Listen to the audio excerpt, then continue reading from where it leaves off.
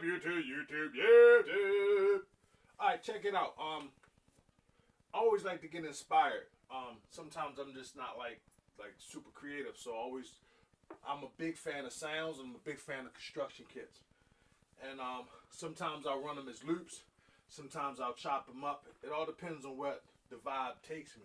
And I'm not afraid to take a construction kit and just take a loop and rock it and build on it, because if it's just that funky, it's just that funky. I don't feel compelled to have to chop everything. It all depends on how I feel about it, right? So I found this bass. Oh, man, check it out.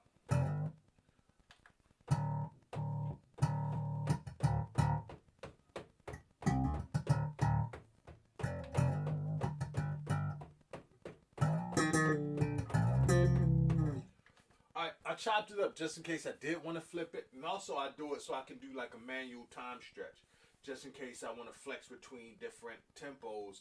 It's a lot easier for me to do so rather than not locking it as a loop and then having to go back and time stretch it later or change the tempo later, right? So I did that and I just ran it as a loop.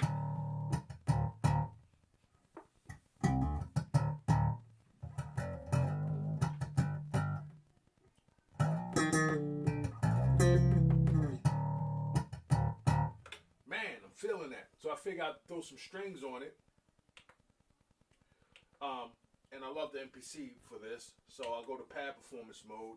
That bass is in D minor, so I'm like, okay, so let me exercise D minor and let me just mess around with some strings, because I love strings. So I was thinking,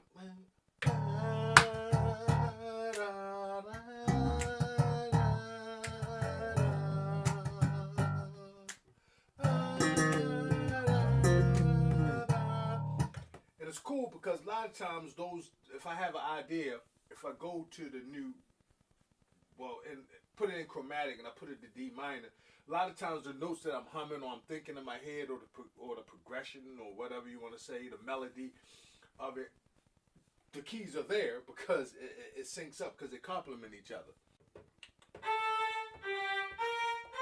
And they're all it. It's just those 4 keys. So.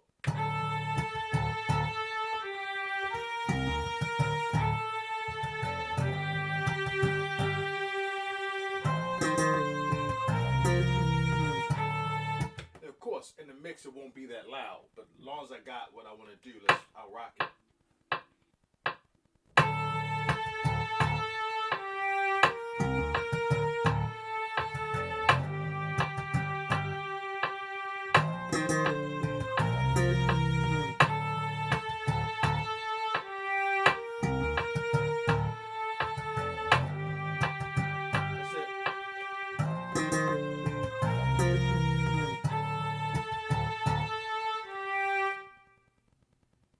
That was Contact. That was Session Strings, and the bass is from the dude Andrew Gauchi, I believe. That's how you pronounce it, I believe.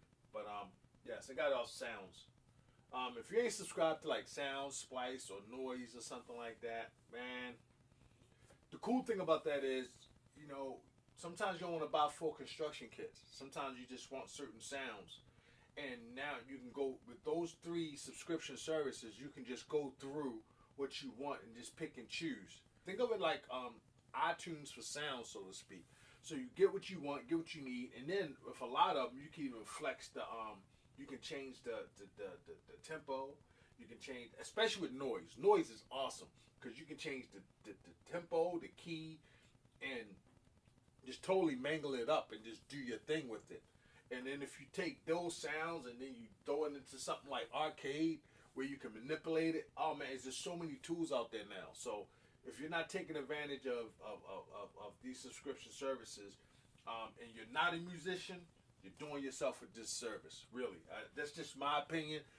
If you like to figure it out on your own, I'm not judging no one. I'm just saying it just gets you there.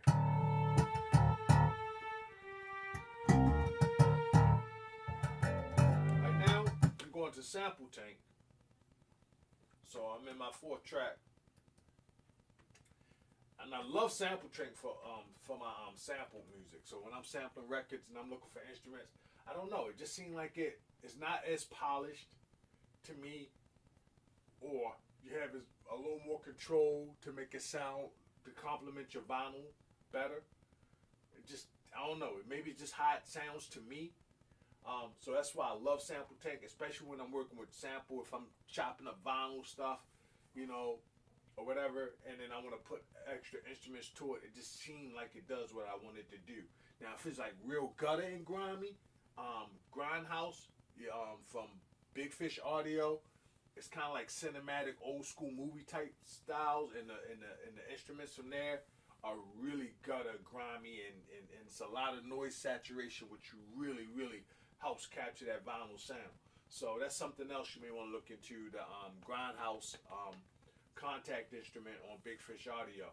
So that's something else to look into as well, and it's a VST instrument, which is always try to performance first.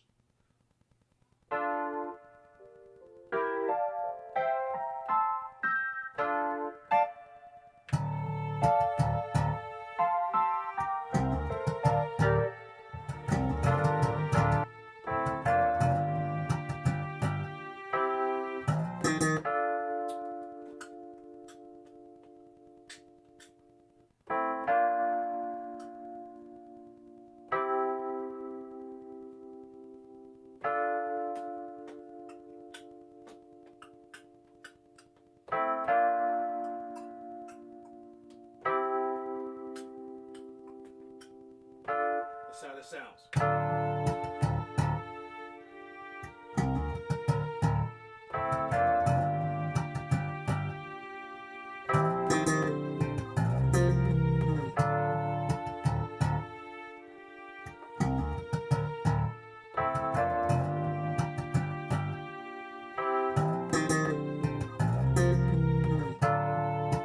So let's do that.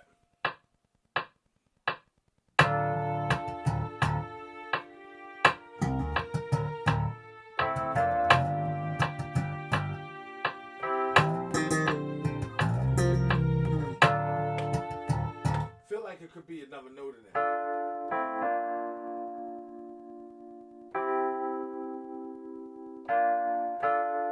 That could be it.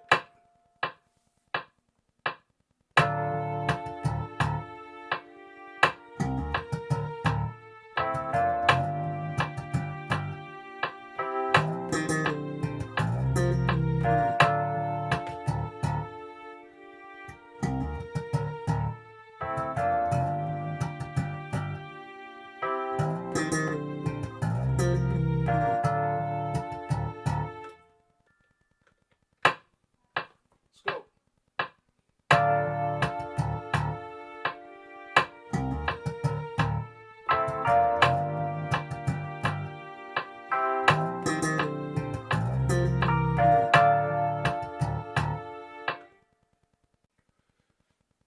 Now, a lot of people start off with drums. A lot of times I like to start off with the melodies and then get the drums that complement it. Because I think the drums can really determine how you go with the textures of your melodies.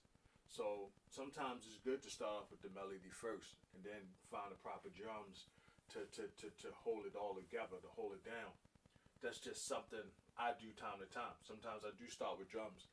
Sometimes I don't. So this is hip hop, and this is music. It's no rules really. You just get in and feel it. It's a feeling. You make these rules and you make these you put yourself in these boxes, then that stunts the creativity. Don't put yourself in a box. It's feeling. Music is feeling.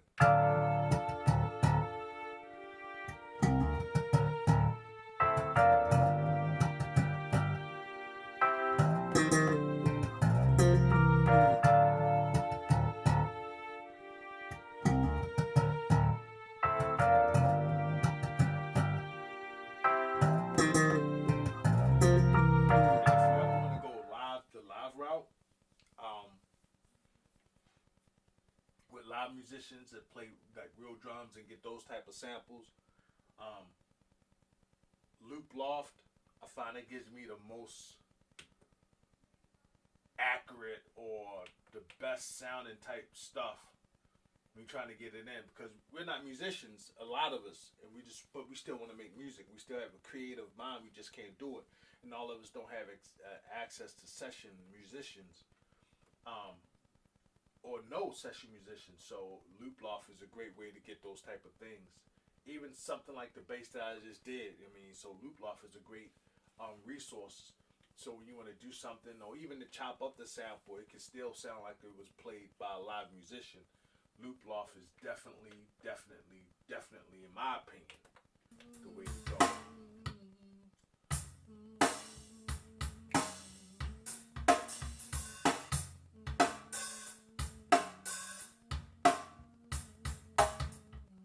That's cool.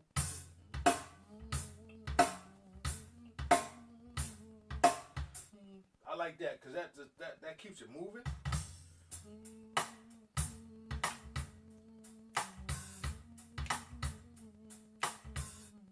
That gives it a little bounce.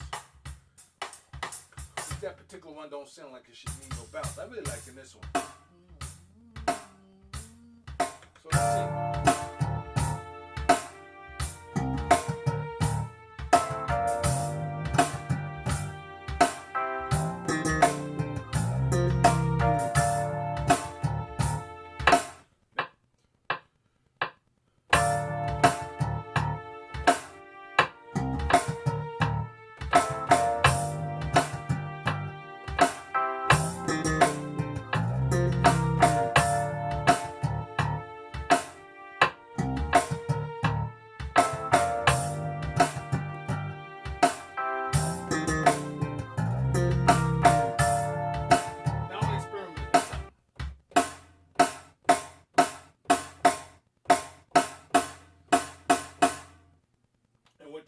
Is now the tail. I want to see how it sounds snap.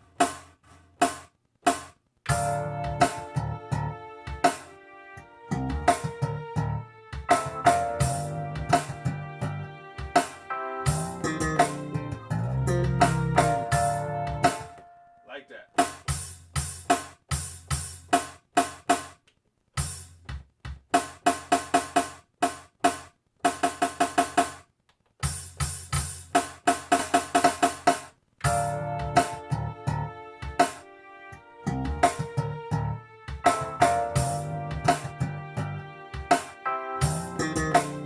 What I did was I took the tail off the snare to take the air out, right?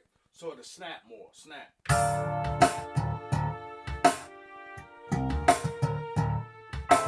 Because what I'm thinking is I'm gonna throw some hi-hats in, so I don't really need that tail in, and I don't want it to clash with my hi-hats. At least that's my brain tells me what could possibly happen.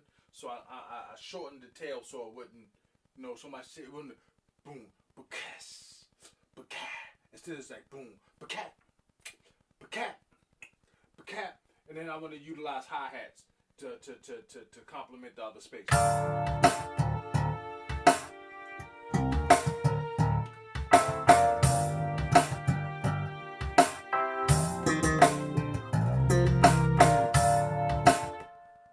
We'll use that one.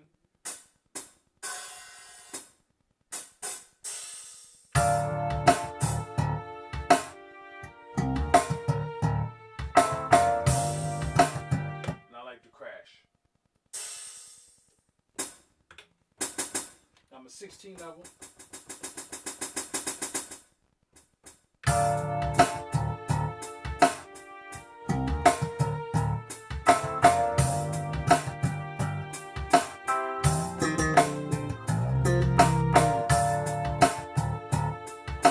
Right. I do velocity so it sounds more human.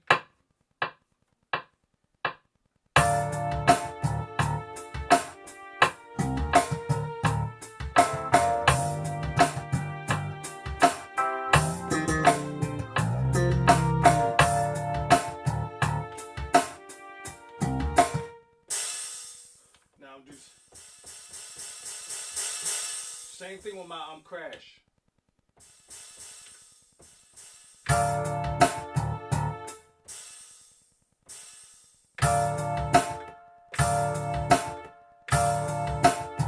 Okay, cool.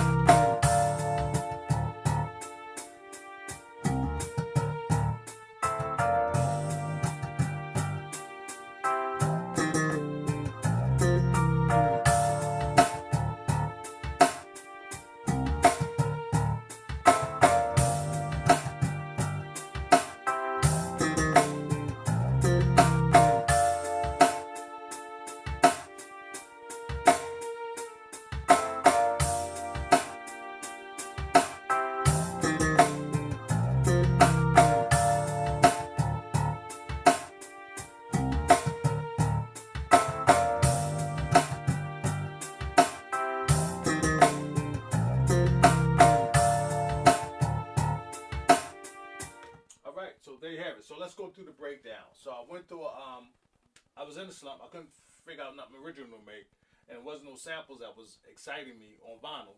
So what I did was I went through some construction kits, found the bass line that I liked.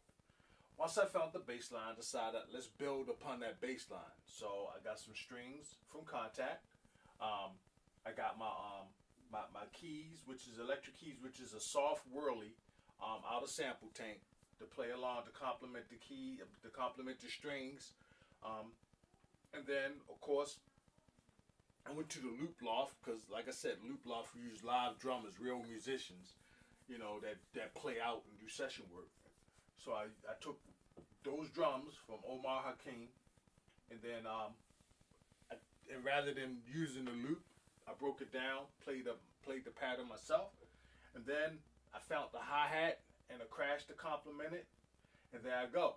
Only thing needs to be done now, I mean, it could be constructed more, maybe some other stuff could be added, like, you know, maybe some other instruments, but like chimes or something like that.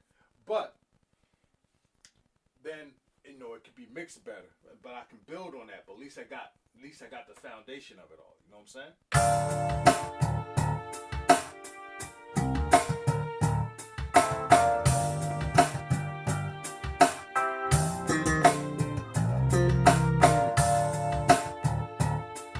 And there you have it. And it's not uncommon to do these things, right? And sometimes if you're in a slump, just make these things. Something as simple as this. Take your drums, or maybe even take the drums in percussion, because they're royalty-free loops anyway, right? So why not take a bunch of different things and different components, and even if you take royalty-free loops, for instance, say you got a bass line from here. Matter of fact, next video I'm gonna do that. I'm gonna take a bass line from one construction kit, find a keyboard to complement it from another royalty sample kit, find maybe some strings or something else from another construction kit to complement those things. You can sit around and put all these elements together.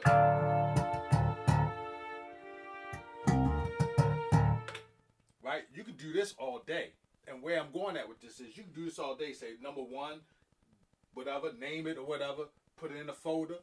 Number two, put it in a folder. Number three, and just keep making all these different combinations of stuff. And what are you doing when you do that? You're creating yourself samples that you can chop up and use later in your production. Now let me repeat that. I can do this, break it down, use it, export it as an audio, as a WAV file, and chop up the whole composition, or go to the stems and then chop them up. But I got these things, I got this composition that I can chop up rather than use vinyl, and now I'm getting it in from all these different sources. Think outside the box. Think outside the box. Don't lock yourself in. Keep making dope ass music. Peace.